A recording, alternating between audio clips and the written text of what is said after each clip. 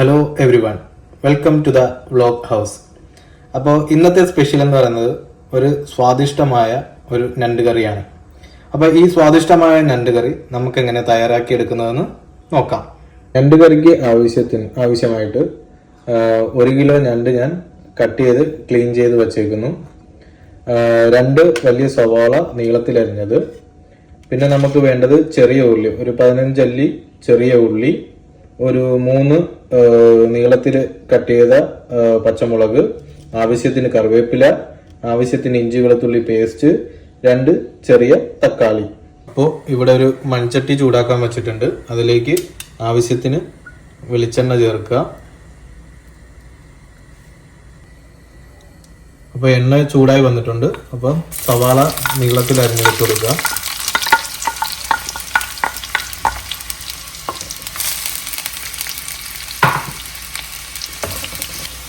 അപ്പോൾ സവാള ഒന്ന് വാടി വന്നിട്ടുണ്ട്. ഇനി നമുക്ക് അരിഞ്ഞു വെച്ചിരിക്കുന്ന ചെറിയ ഉള്ളി ചേർക്കാം. ഇനി ഇതിലേക്ക് നമുക്ക് ഇഞ്ചി വെളുത്തുള്ളി പേസ്റ്റ്, കറിവേപ്പില, പച്ചമുളക് ചേർക്കാം.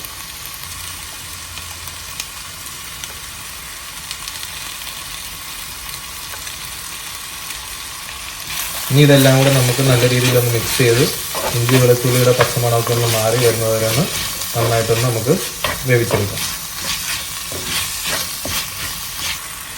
അപ്പോൾ നമുക്ക് ഉള്ളിയൊക്കെ ഒന്ന് വാടിക്കിട്ടാൻ വേണ്ടിയിട്ട് അല്പം ഉപ്പ് ചേർക്കാം.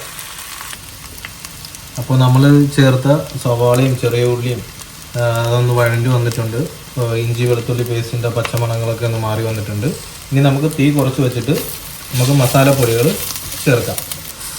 കുറച്ച് മഞ്ഞൾപ്പൊടി, എരിവിന് ആവശ്യമായിട്ടുള്ള മുളക് പൊടി,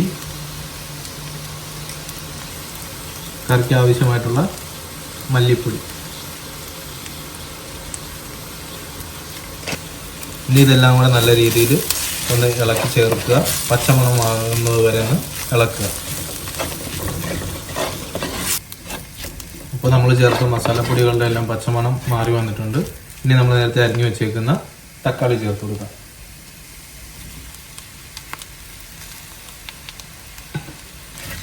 ഇനി ഇതെല്ലാം ഒന്ന് നമുക്ക് നല്ല രീതിയിൽ ഇളക്കി ചേർത്ത് ഒന്ന് തക്കാളിയും കൂടെ ഒന്ന് വെന്ത് വരുമ്പോഴത്തേക്ക് നമുക്ക് കുറച്ച് വെള്ളമൊക്കെ ചേർത്ത് നമുക്ക് രണ്ടും കൂടെ ഇടാവുന്നതാണ്.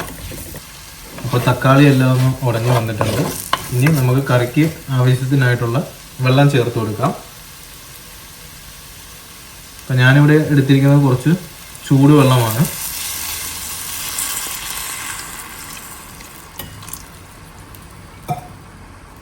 ഇനി ഇതൊന്ന് നമുക്ക് മിക്സ് ചെയ്തിട്ട് നമുക്കൊന്ന് കുറച്ച് നേരം അടച്ചു വെച്ച് നമുക്കിതൊന്ന് വേവിച്ചെടുക്കാം.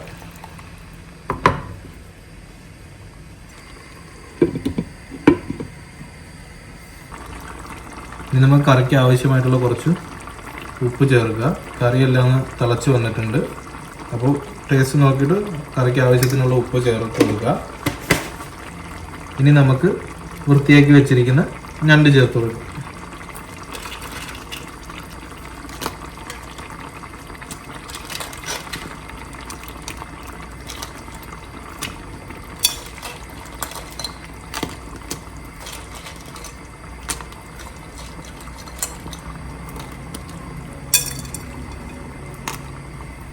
ഇനി ഇതെല്ലാം ഒന്ന് നല്ല രീതിയിൽ ഇളക്കി ചേർത്ത് കൊടുക്കുക. കാരണം മസാലയെല്ലാം ഞണ്ടിൽ പിടിക്കുന്ന രീതിയിൽ ഒന്ന് നല്ല രീതിയിലൊന്ന് ഇളക്കി ചേർക്കുക. ഇനി നമുക്ക് ഞണ്ടൊന്ന് പാകമായിട്ട് വരുന്നവരെ നമുക്ക് എന്ത് ചെയ്യാം, ഒന്ന് അടച്ചു വെച്ച് വേവിച്ചെടുക്കാം.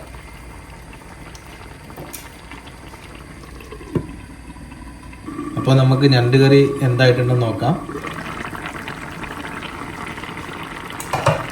അപ്പം ഞണ്ടിൽ നിന്ന് നല്ല വെള്ളമൊക്കെ ഇറങ്ങി കറി ഒന്ന് സെറ്റായി വന്നിട്ടുണ്ട്.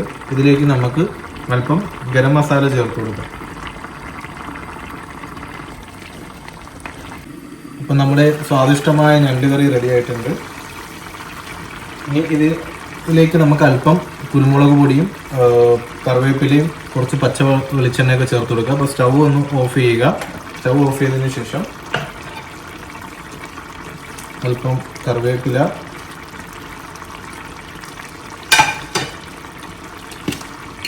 കുറച്ച് ക്രഷ്ഡ് പെപ്പർ. അപ്പോൾ പെപ്പർ നിങ്ങൾ എരിവ് നോക്കിയിട്ട് അതിനനുസരിച്ച് ചേർത്ത് കൊടുത്താൽ മതി.